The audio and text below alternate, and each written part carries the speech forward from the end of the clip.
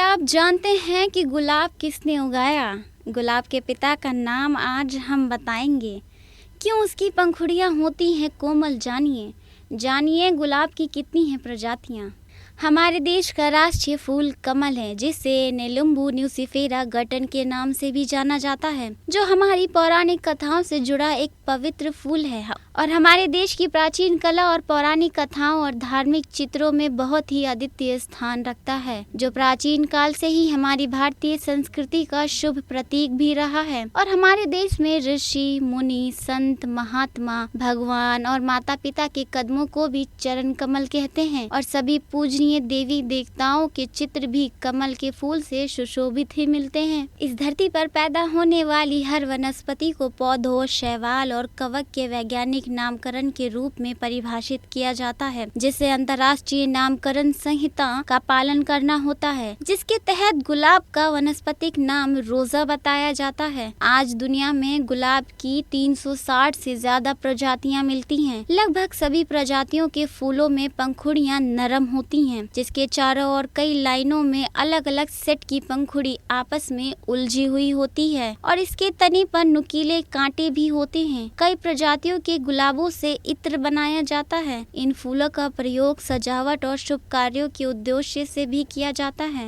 गुलाब के फूल का वनस्पतिक नाम रोजा सेंटिफोलिया रखा गया है, जिसे 16वीं शताब्दी में इस प्रजाति को पहली बार उगाने वाले किसानों ने सोचा कि इन फूलों में से 100 से भी ज्यादा पंखुड़ी होती हैं, जिस विचार के कारण इसे वनस्पतिक रूप से सेंटिफोलिया, लैटिन भाषा में सेंटम यानी 100 कहा गया है। लेकिन हम सभी सुंदर और दुनिया को शोभायान करने वाले फूल को सब पसंद करते हैं, जो आपको हर जगह पार्क, घर और दफ्तर में देखने को मिल जाएगा। दुनिया भर के बगीचों में कई अलग अलग रंग के रूपों के उगने वाले फूल गुलाब के नाम से सारे संसार में कोने कोने में प्रसिद्ध हैं। गुलाब जैसे पौधों का विकास 33 मिलियन से 23 मिलियन साल पहले उत्तरी गोलार्ध में हुआ था, जिसके निशान यूरोप, एशिया और पश्चिमी उत्तरी अमेरिका में ओलिगोसीन युग के जीवांश रिकॉर्ड में पाए जाते हैं। हमारे देश में बीपी पाल को गुलाबों के पिता माना जाता है, जिसने गुलाब की अलग अलग एक दो नहीं बल्कि 100 से भी ज्यादा किस्मों को बढ़ावा दिया है। गुलाब के फूल की कलम लगाई जाती है। ये फूल कई रंगों के लाल, पीले, सफेद होते हैं। सफेद रंग के गुलाब के फूल को सेवती भी कहा जाता है। हालांकि काले गुलाब को तुर्की हाफ्टी रोज कहा जाता है, जिसे अरब की दुल्हन या अरब ब्यूटी के नाम से पुकारा जाता है, जो विशेष रूप से तुर्की के गांव हाफ्ती में तो कम संख्या में ही मिलते हैं, लेकिन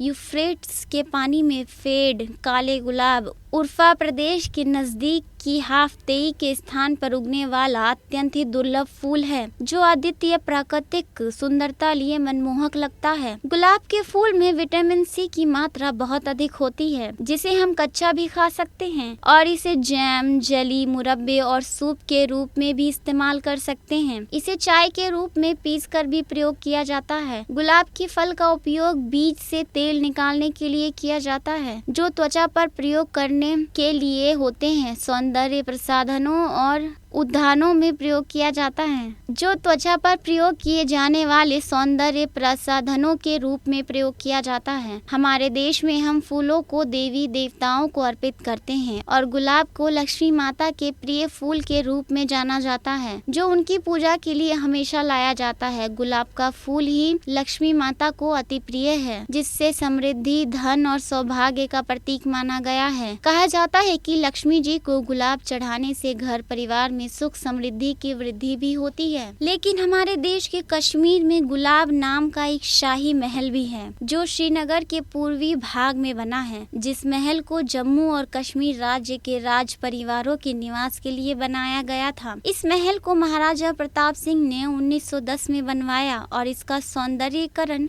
महाराज हरि सिंह ने करवाया था। हमारे देश की आज़ादी के बाद सन 1956 में इस महल को होटल द ग्रैंड पैलेस के रूप में बदला गया, जिसे बाद में भारत होटल ने अपने अधीन कर लिया और महल के जीर्णोद्धार और विस्तार का काम किया, जिससे 2008 में होटल का नाम बदल दिया। इसे अब ललित ग्रैंड पैलेस श्रीनगर का नाम दिया गया है, जो Lalit hotels, palaces and resorts का हिस्सा है।